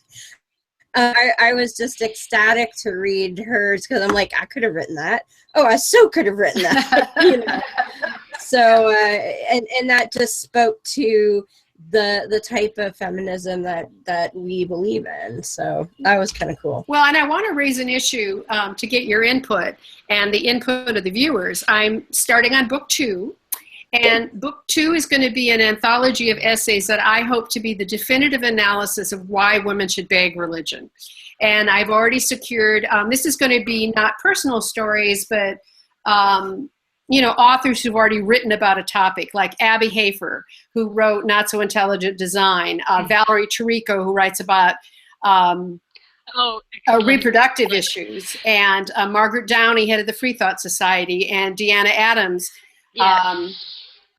So I started that, and I would love to have viewers, you can just write me at Karen@faithlessfeminist.com and give me ideas of what are the topics, what are the issues that you feel are really important to include in it, because I want to nail it. I've got a woman who's an ex-Muslim writing. I've got a woman who's Hispanic. I told her she would be the first atheist Hispanic writer. To get as much diversity as possible, to talk about all the different reasons women should say, no, not me. Absolutely. And I think that's incredibly important, because when you're indoctrinated and raised in religion, especially the Abrahamics, you're given, like, for instance, my own mother is not overly religious. She believes, I've argued her down to what kind of seems more like deism. But when we were growing up, and like my father never went to church unless someone was dead, got married, or had a baby, right? But yet mother always made us go to Sunday school, always went to church. Yep. And that was because she was raised to believe that that's what a good mother did. Yes. It had nothing to do with believing. We didn't, like I said, we were united, but the closest church that we had was Presbyterian, because we were on a farm. So we were trucked off to the Presbyterian church every week until we moved closer to her home church that her parents grew up with. So it had nothing to do with believing any of the doctrine or understanding the scripture, anything like that. It was just, well, how else am I going to be a good mom if I don't make them go to church? Well, and I think that's so true. And we were talking about Phyllis Schlafly's demise. At about that same time, Sonia Johnson was in the Mormon Church, and she wanted to know why they opposed the Equal Rights Amendment. And I heard her give this talk, and she and a set of women came to listen to one of the men from the church explain it. And he started up by saying, well, on my way over here, when I was thinking about what to talk, which totally demeaned them, and she eventually said, she left the church, and she said, if women leave the pews, religion will die. And another example of that is exactly like you were talking, my father-in-law, who I didn't know personally, had died before we got married, never went to church. It was my husband's mother who took them. And she's 95, and she is still the funeral committee chair for the Catholic parish. Wow. So, yep, if you got to count on women, I tell you, if they leave, it's all going to fall apart. Oh, for sure. And the Mormon Church, sorry, I was just going to say, with the Mormon Church, they just recently angered a lot of faithful women because in the Mormon Church, I'm not sure if you're familiar, men have something called the priesthood. They're supposed to have magical powers and all that crap, but women are not allowed to have the priesthood, and they believe that they gain all of this of powers and whatnot through ritual and through their work in the church, etc. So it's not like, God just said you are born without it. It should be attainable within the church, but the church is saying women are not allowed to pursue the priesthood. And there was a movement about a year and a half ago now, where a group of women really pushed to be allowed to have the priesthood. They felt that they had things to say, that they felt qualified to teach, that they understood the faith enough that they could do that, and the priesthood allowed them also to do things like bless babies and bless family members who were ill, and sort of nurturing things like that they felt that they should be able to take part in as well. And they were flatly denied. In fact, the woman who kind of organized the whole thing was excommunicated from the church for it. So. Sounds typical. Yeah. Oh yeah. Sorry, Beth, you were trying to say something there. Well, going back to a point you made about children being sent to Sunday school, it's like, I believe it was Nancy Wolf's essay where she basically said that she sent her kid to Sunday school just because it was the thing to do. Yes. In fact, that kind of was one of the things that irked me about her essay. But yeah, I mean, and it's funny because if you look at it, I know a couple other atheists, not from where I live, because I'm about the only atheist in town, that have done that just because it's so ingrained in our culture, in our society, that if you want good moral guidance, you have to send them to Sunday school. It's like, no, that's your job. Yeah, well, true. And I know and that's why something like Camp Quest is so important. Going back to the whole, we were talking about it on Shujin's show, where, with the Indian home in Oklahoma, because of that whole debacle, Camp Quest is going to get $20,000 to, yeah. It's like, I know I was reading something that was probably about 2 or 3 years ago, where, I mean, both the husband and the wife were full-blown atheists, but for moral guidance, they sent their kid to a Christian school, and I'm thinking, what the hell's wrong with you? Now in my area, I can understand it because our school here is not the greatest, and the Catholic school in St. Mary's, which is 30 miles away, academically is a much better school. Right. So I can understand, but most of the parents here are Catholic anyway, so it's not an issue. But it's just like, why, as an atheist or an agnostic or a humanist or whatever you phrase yourself as, why would you even why would that even be a why would you let somebody else teach your child? Yeah. Besides academics, And anybody who thinks that there's morality in the Bible hasn't read the damn thing, because there's none in there anywhere. Unless I think. Go ahead, Beth. I was going to say that's why I think the essays are so important, because you can kind of see some of the thinking evolve in the authors and what they did in certain situations. It's kind of eye-opening to see that the options really aren't there, and that's why I think it's important to have a book like this. Well, and I think more voices that are heard.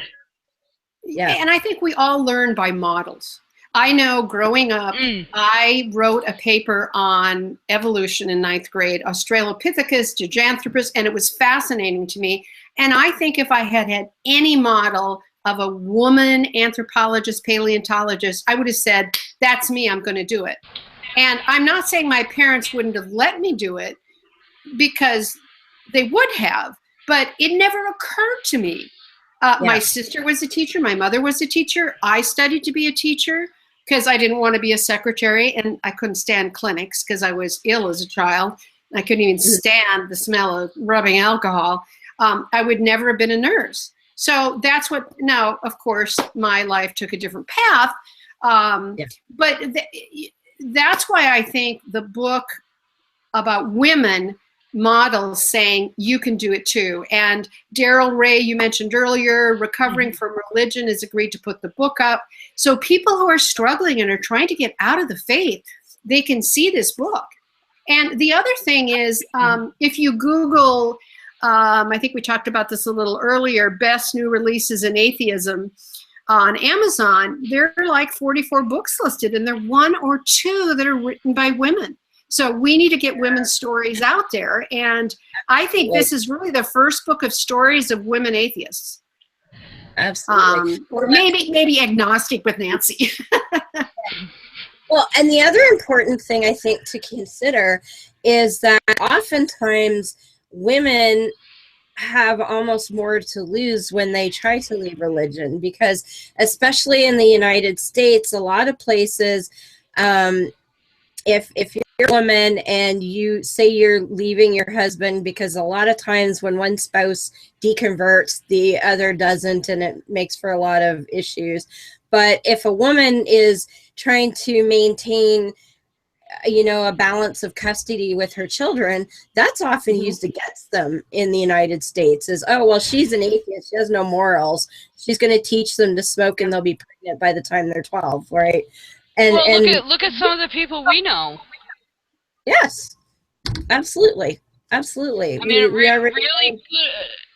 a really good example of that situation, look at the Kent Hovind debacle with his divorce of his wife after he got out of prison. He's now getting remarried. What, 6 months? Think's not even fucking dry, to borrow your saying. Yeah, I know. What did you say? He must have blew dry the ink. Yeah, I mean, he's a blow dryer on the... Yeah, the divorce. I mean, it's like, but she pretty much has lost everything. I mean, that's not taking into consideration their son Eric Hovind, which we all know. Those of us in apologetics, anyways. You know, discounting that. I mean, she's been left in the lurch, but I mean, I'm in some of the one of the groups is Kent Hovind is awesome, and it's, my God, the people supporting this man. Let's leave his legal bullshit aside and his sovereign cit bullshit aside. They're like, they're all for it. They're like, you know, basically fuck the wife. Although a couple, which is comical, because I find this so comical, is that a couple people have pointed out, have used the adultery in Matthew, where Christ said adultery is wrong. It's like, well, he's technically not committing adultery, and they're like, oh, well, he's not divorcing her, she's divorcing him. It's like the justifications for his actions. I mean, I don't care whether he remarries or not. Regretfully, he's marrying an anti-vaxxer, and you know that's a whole nother ball. It's just the justifications are just I mean, screw the wife. They could give two shits about her. So, and I think what's interesting is it wasn't until the 60s that New York passed a law that allowed equal property in a divorce settlement. I mean, so this is actually fairly recent. And then I also wanted to say that, you know, in terms of raising children in the church, Sikivu Hutchinson, who's an excellent writer, she's an African-American, and she writes in her book, for example, Moral Combat, about how the church is this community of social support, and it's the women who bring the kids, and if you don't bring your kids, your grandmother's going to bring your kids. So it's deeply ingrained in their culture, and it's what they're doing. Who wants to be ostracized? You know, who wants to be that one person that nobody wants anything to do with? Marcia, go ahead.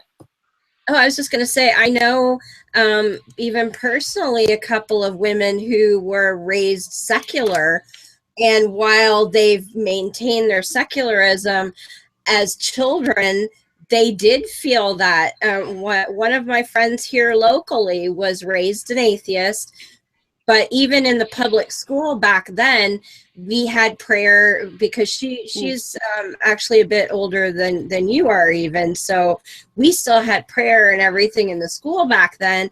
And she said, I felt so awful because I had to leave the room when they were praying and all of that crap. She said, because I was an atheist and they used to call me heathen and all kinds of names. And you know, this was back in the 50s. And isn't it hard enough to grow up as it is, not to be on the outside? I mean, it's tough. You get ostracized just for social reasons because you didn't wear the right dress or you did this. Can you imagine having to step out of the class and being the only one to step out of the class? Yeah. Well, and this is why, like, something that I really put forward whenever I can is the idea of rejecting conformity everywhere. Like, I think that plays into this sort of tacit acceptance of religion so much, because we've got our tribalist ideas that we've passed on from generation to generation. We don't need it anymore. We are a global society. We can Google any person, any culture that we come across. We can sit down and find out the basics in 5 minutes. We don't need to be tribalist or conformist. And we need to start working on getting rid of that idea that people who are different are inherently bad. We need to embrace that it's preferable to be different. That's well, the way and I think that's so true, and that's why I'm just shocked and appalled at our presidential race, because at a time where we're a global economy, we have a very diverse population, to start separating people out again. And I think religion really is responsible for playing a huge role in creating the other. You know, you've got a tribe. How am I going to get this tribe to fight that tribe? Well, I'm going to tell them our God's right and your God's wrong, and therefore it's okay to kill them. So religion has a long history of dividing people. And the beautiful part from their point of view is you can't prove it, right? So, you know, when you say, well, my God's better than your God, well, nope, everybody else is secretly thinking to themselves, yeah, and I can't really disprove that shit. I better just fight them, you know, like that's how I'm going to prove it. And so from the perspective of those who want to perpetuate religious dogma, it's the perfect storm, because nobody can come out, you know, with a bunch of empirical evidence yet, because I think it will come, but yet, and say, no, that God shit's all wrong, you know? Yeah. And the strength of those, of accepting personal experiences, which drives me crazy when I debate people. Well, I experienced blah, blah, blah. Great. That's hearsay. Moving on, you know, but you can't, people get passionate and they tell you these stories. And because so many people, number one, are indoctrinated, and number two, have a lot of wishful thinking. I really wish that was true, because if it was true, you know, I'll get to see Uncle Joe and Grandma Bessie, you know, later on. It plays upon all those weaknesses to the point where people just little over and believe it, and it drives me crazy. Exactly. And you know, we talked earlier about why, particularly with the new atheism, there are so many men who are vocal, and I really applaud them for taking it on. But I think it's primarily because it came out of the fields of science and philosophy. And until recently, women didn't participate in as great in numbers in those fields. But to me, what's fascinating is put science aside, put philosophy aside, and just study history. Because as we talked about what we now call mythology, which is everything, how can you not read this myth that's written on a cuneiform tablet that we can date long before anyone heard of Israel, that has the same stories, and not go, that's curious, maybe they copied each other? I mean, how can you not? That's what did it for me. And it funny, it drives theists nuts when I debate theists, because they all have in their head, well, you must have read Dawkins or blah blah, you're just following like sheep. And I'm like, no, I studied history, and not even formally. I've just always been passionate about history. And at 17 years old, learning about the Greek and the Roman pantheon and some of the Celtic pantheon. And then the real trigger for me was learning about what we call our Aboriginal people here and their legends. You would call Native Americans. And their legends, because their legends are even more specific to an event. And the one that always sticks in my mind is the story of how the chipmunk got its stripes on its back. Oh, I don't know that. Tell me. I don't remember all the details, but the long and the short of the chipmunk was interacting with a bear. The chipmunk pissed off the bear, and as the chipmunk was running away, all the bear managed to do was scratch it down its back.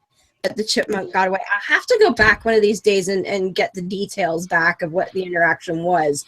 But that was what stuck in me, is that so those stripes were because the bear tried to catch it, and all he got was to scratch him down the back, and now he has these stripes forever on his back.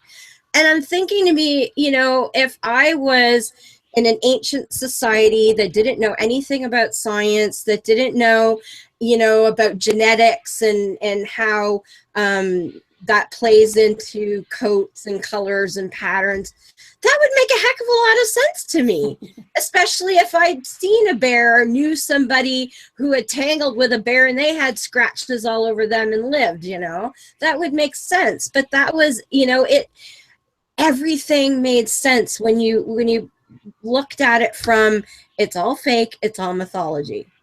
And it's understandable because we struggle to understand what we don't. And natural phenomena, why is there an earthquake? Why does this volcano erupt? Why does lightning come? And every civilization creates myths about that because they're trying to understand.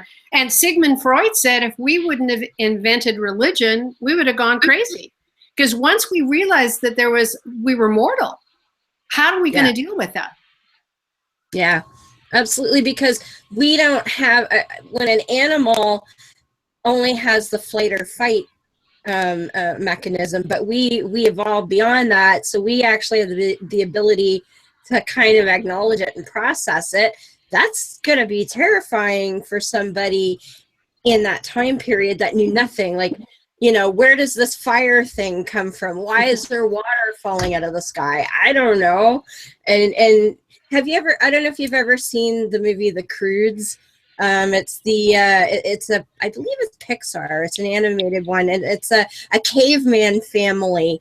And the father, like every night, they all put a big stone in front of their cave, and they all huddle up together, and they never venture anywhere farther from their cave than they have to. And the father keeps saying, if you stay in the cave, you'll live, you'll be safe. So you have to stay in the cave.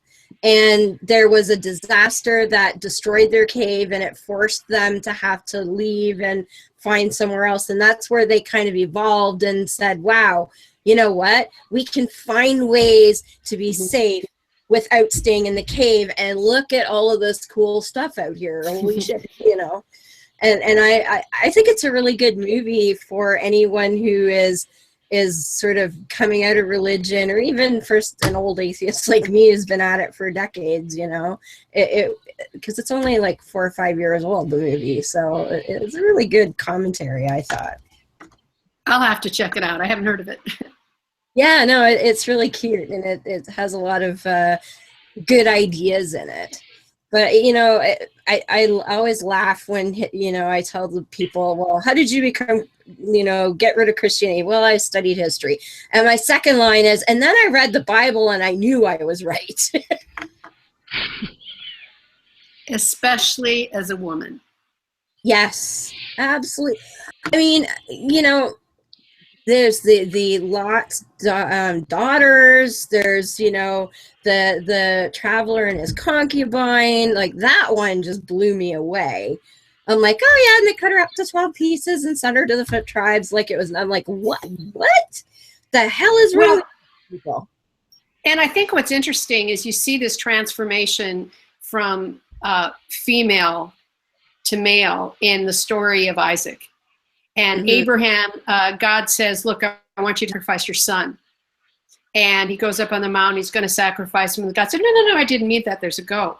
Yes. Where is Sarah? Where is Sarah? She is nowhere to be found. She's not consulted. She's not part of the equation. And we see Father, Son, and God all male. And then there's another story, I think somebody mentioned it earlier, about Jephthah's daughter, which he says, hey, God, you let me beat the Ammonites.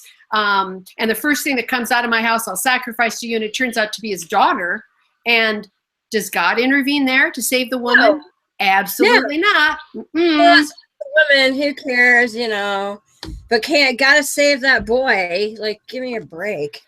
It's ridiculous. And then, you know, and then you transfer how that goes from Christianity, and then you get into Islam, and it just gets even more horrendous.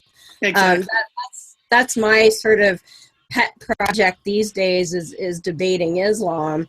And, you know, the mental gymnastics I get from that crap is just unreal. And the way even the Quran has been twisted by the patriarchal society is ridiculous. And it's the same problem that Christianity has. Nobody reads the damn book. They memorize it in a language half the time they don't even speak because they memorize it in Arabic. They don't know what the hell they're quoting. They don't even know, for instance, that, well, two things I learned recently is the whole idea of the hijab and covering yourself with the hijab, that's not in the Quran. If you think about the area of the world where Islam began, and it's the same area that Christianity and all those stories is, if you think about drawings of people from the Bible, all the men and the women have a head covering. All of them do. Jesus has always got the thing on his head, right? Because it's bloody hot. And so everyone in those desert nomadic cultures wore a head covering. So what the Quran actually says isn't go get a covering and put it on your head and make sure it covers your chest. It says take the head covering that's already there. It doesn't say that precisely. It's implied because everybody already had one. Take your head covering that we assume is already there and make sure your chest is covered. So the only thing that's actually prohibited in the Quran is cleavage. That's it. None of the other crap. Passages in the New Testament that said women shall cover their heads too. Yeah. Yes. Now, the other interesting thing that I recently learned, it's a YouTuber that I absolutely love his stuff called The Masked Arab. And I learned that it is actually forbidden for women to cover their faces during the Hajj.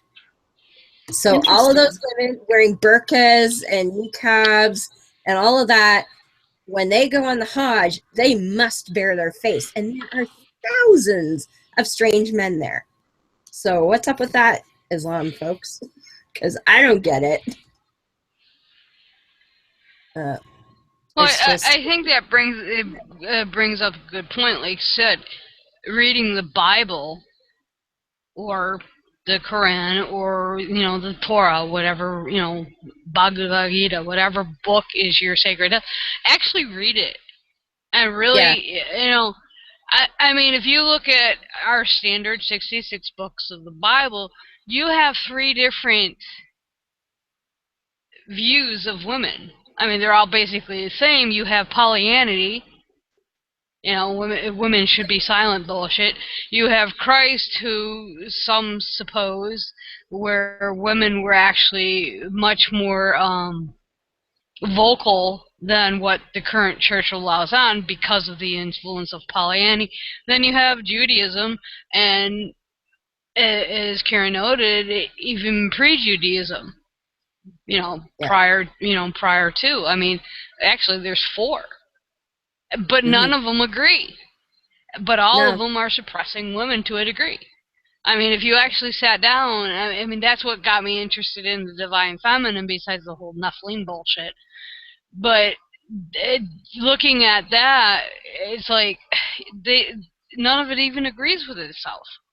So it's like totally. That's why I always say that the whole development of religion is patriarchy based, for the sole purpose to control what a woman does with her body, whether it's through mandating that sex is wrong, whether you're straight or gay, whether it's through abortion, which the Catholic Church actually supported up until I think the 15th century, if I remember my dates correctly.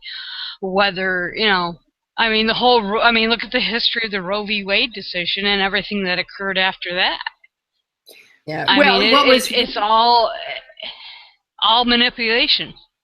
What was interesting is even in the 19th century, the Catholic Church allowed abortion. It was okay up until the time of quickening, which is when you can feel the fetus in your womb. And I wrote a blog post about this, but what happened was the doctors, the American Medical Association formed, and they wanted to control who was a doctor, and a lot of the people who were doing abortions were women. So what better way to cool them out of this whole profession than to say abortion is illegal?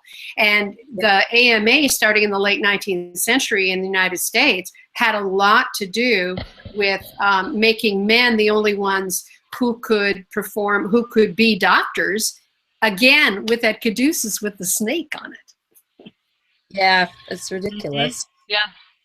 Yeah. And I think it's fascinating, like, as far as your blog goes and some of your other writings besides your book, I mean, if you actually look into the, I'll say history, for lack of a better word, of this whole thing with the subjugation of women, it's so ingrained in our culture that it's just, but if you look behind, the stories behind it, like you just said with the AMA, I mean, it's just, that's why women's voices are so important. That's why the stories are so important, and I can't wait for your second book.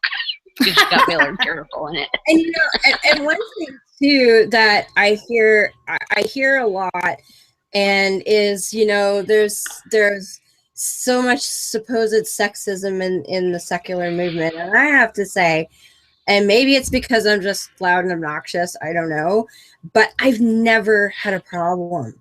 Like I'm all over the place, I'm out and around in my local group. I'm all over Facebook. I debated people on Twitter. I try to get wherever I can be. And what I have found is when I make it clear that I'm not going to take any shit from anybody, I just don't have a problem. And I don't even have to be, make a big proclamation or anything. It just doesn't happen. So, and I'm not saying it doesn't happen at all. I'm just saying that if we try to project a modicum of confidence and strength about what we're doing, I think that helps the message get through better than if we allow the naysayers to get to us. Be a perpetual victim. And I think that's certainly been true for me. I've had, I mentioned Peter Boghossian, John Loftus, getting a blurb from Richard Dawkins. I have found support throughout this 2-year journey from both men and women. And like I'm perfectly comfortable in a room full of men, which happens pretty regularly.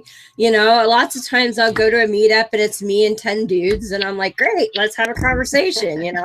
I never even think about, oh, well, there's only one woman, that's a problem. I'm like, no, I'm here, I'm representing, let's get some shit done, guys. I love it. Yeah.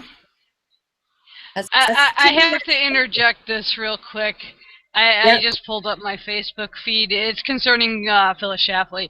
Pretty much the general consensus of the 500 or so people I follow on Facebook is, fuck you, Phyllis Schlafly, good riddance. You had to get that one more in, didn't you? Ed? Yeah. I'm sorry. That's okay. Phyllis Schlafly to me is kind of like Fred Phelps was before he died. Yeah. I have been following Schlafly's work since the 70s. I started following Fred Phelps not too long after I started college in '82. Those two have been thorns of my side besides Pat Robertson. But I find it funny because of who she is and what she represents as far as her views, not her personally. And the organization is that only one person has said, oh, well, we should be nice. I mean, she did just die. And it's like, everybody else is like, nope. And I think it's a good sign going to what, Deb was saying about being the only woman at a meetup. I mean, while I don't get out socially, I mean, I have never had, like, an issue with any type of sexism, for lack of a better word, with the people I communicate with. And I'm very blunt. I mean, I'm very out about who I am. I won't tolerate it. I will not play the fucking victim. And, I mean, it's like, I don't expect a guy to open a door for me. I'm going to grab the door myself. Screw that shit. Well, I laughed. I started getting private Facebook messages from somebody I had said yes to on my friends list like 2 years ago. And when I first started my heathen account, I just said yes to anybody. I didn't care because I hadn't planned on it becoming my primary account, which it is now. So, there's people that kind of squeak through that I didn't really vet very well. But out of the blue, never talked to this guy in my life. He's from India, and he messages me one day last week. And basically, he starts off with, are you a man or a woman? Now, granted, my profile picture isn't really me, but it is a woman in a denim burqa thing, and my pictures of me are all over the place. All you have to do is click photos and I'm everywhere. So I was kind of confused. I'm like, well, I'm a woman. He's like, well, you speak of manly things. And I said, there's such a thing as manly things? Okay. And the long of the short of it was, he'd been watching me debate in various places. I debate stuff all over Facebook. And was trying to say that he found me to be aggressive, but not necessarily in a bad way, because then it led to, well, I want to debate you kind of thing. But he said something like, women usually converse, they don't debate. And I'm like, well, this one does everything. So I just thought it was so funny. He was like, well, you speak of masculine things. I'm like, what the hell are you talking about, buddy? But that was it. He just decided that I was aggressive. He just didn't know how to say that in English. And I think that's the long of the short of the whole thing, is that when we do speak out about issues that some take as being manly things, it's like, I think it kind of makes other people think, and it's like, well, it affects me, or it affects me in some way, like the Hobby Lobby decision, Citizens United, going back to the whole Citizens United. People don't realize that shit like that does affect us, especially as women. Most people don't realize, and I've mentioned this before Hobby Lobby got involved in the case, they covered those 4 prescriptions. Yeah. It wasn't until they decided to challenge the ACA that they stopped covering those 4 prescriptions. Prior to that case beginning, they had no issue with those 4 prescriptions. Mm-hmm. But and I've mentioned, they wanted to challenge the ACA, and they thought this was the best way to do it, especially after Citizens United. Yeah. So these cases do affect us. For me, and you'll appreciate this, Karen. Like, I've been an atheist for 27 years, and I never really even thought twice about it until I was about 33 or so, because I started watching CNN and I got pissed off at all the religion on there, and I was like, I need to go online and yell at some Christians, damn it, which I did. But you know, I never read Dawkins or Hitchens or any of those guys. I respect them greatly now that I know about them, but it wasn't a thing.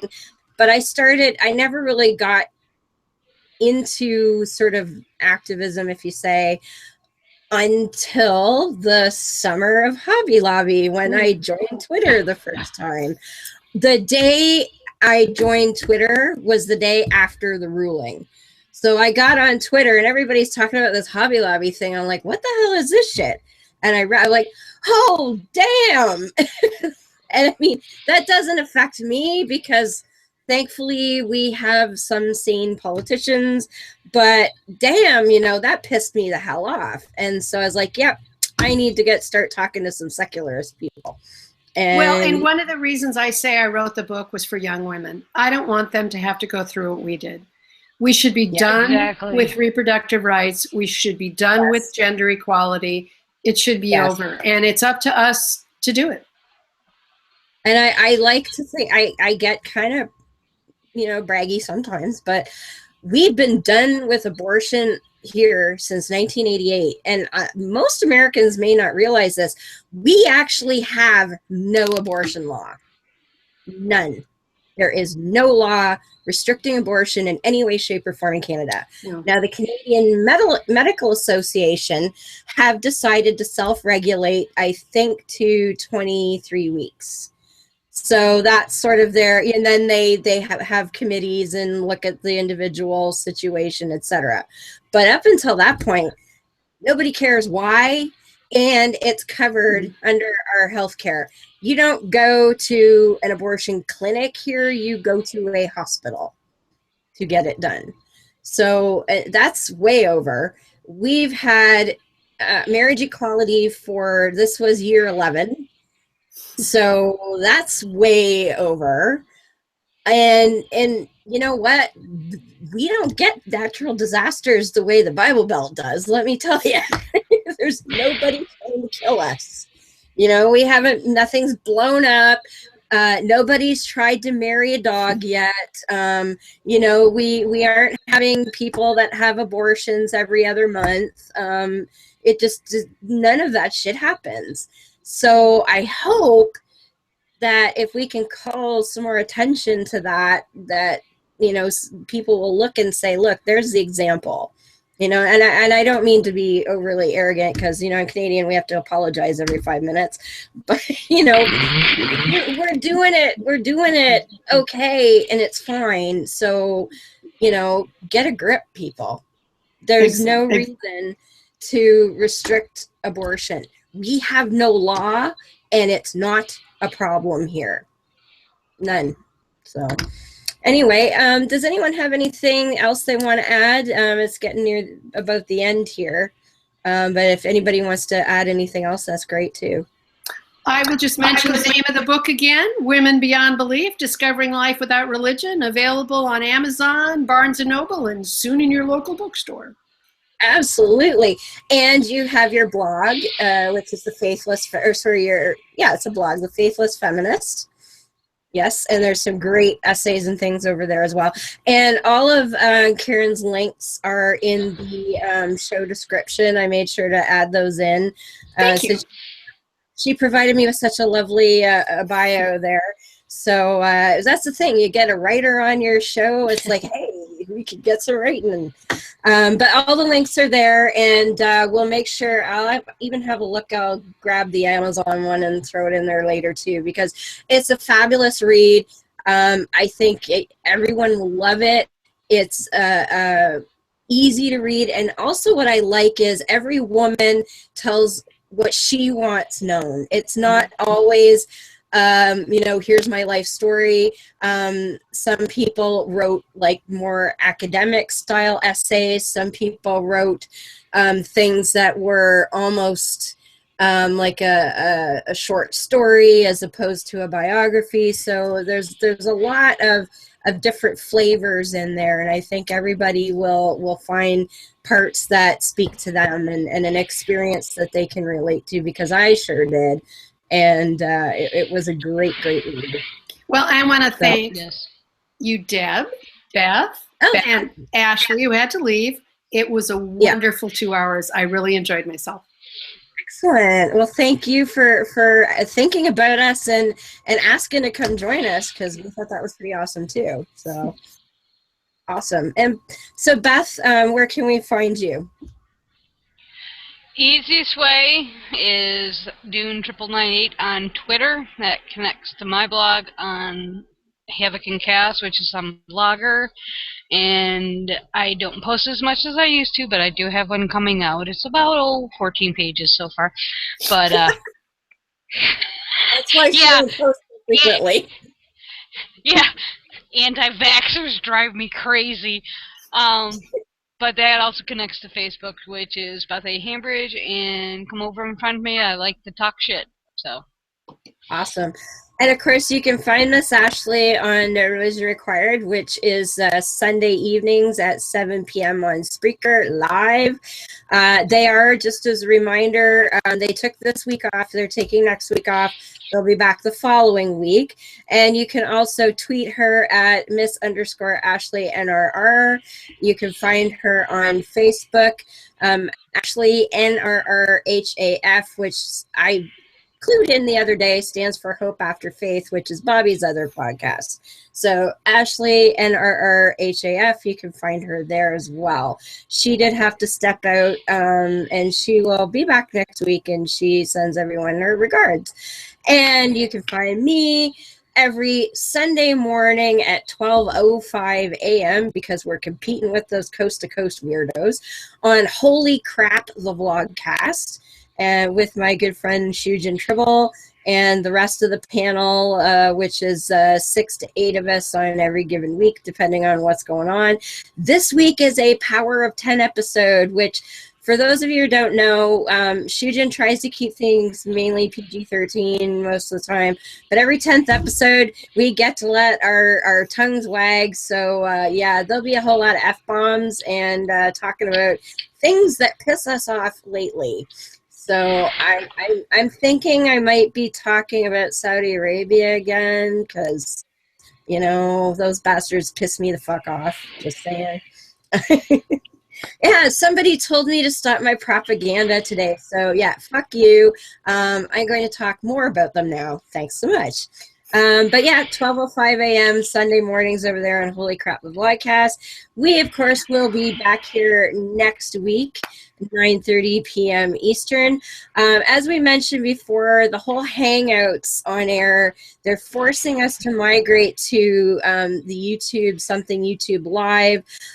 I still have to sort of figure out how that's all going to work, so do bear with us if things go a little sideways in the next couple of weeks. I'm trying.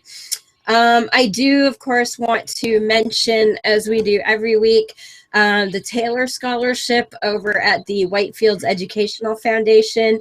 Whitefields Educational Foundation provides counseling for people who are leaving religion, mostly in Utah, but they do take any denomination, not just Mormons.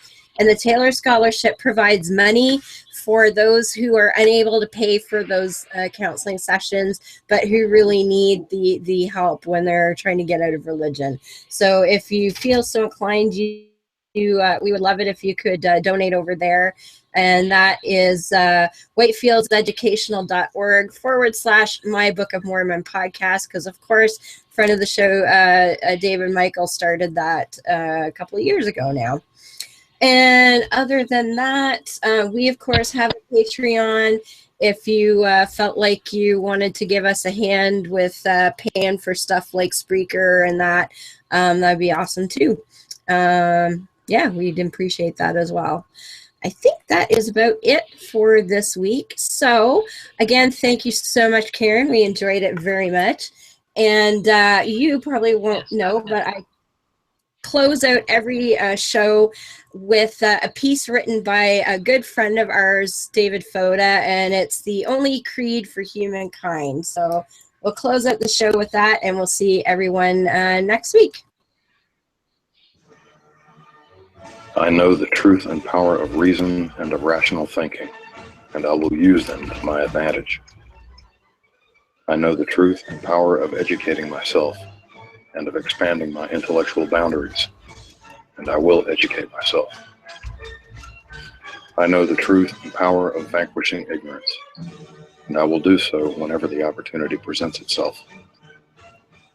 I know the truth and power of morality without supervision, and of true and accurate righteousness. I know the truth and power of obliterating tyranny, be it intellectual, emotional, or philosophical, and will work toward that goal whenever and however possible. I know the truth and power of human ingenuity. I know the truth and power of human compassion, and I will be mindful of the welfare of others. I know the truth and power of equality and fairness for all living things. I know the truth and power of the importance of our families, our friends, and our fellow men and women. I know the truth and power of human stewardship of our lands, our waters, and our skies, and I will try to act to preserve our environment. I know the truth and power of the sciences of mathematics, of physics, and of chemistry, and of the important role of these disciplines in understanding the workings of this cosmos. I know the truth and power of the rejection of all notions or beliefs that reside in the supernatural or the superstitious, and of those notions or beliefs that we are not supposed to be able to explain. And I know that these rejections are necessary for humankind's survival. I am a human being with a free mind, liberated from irrational influence and from unreasonable dogma.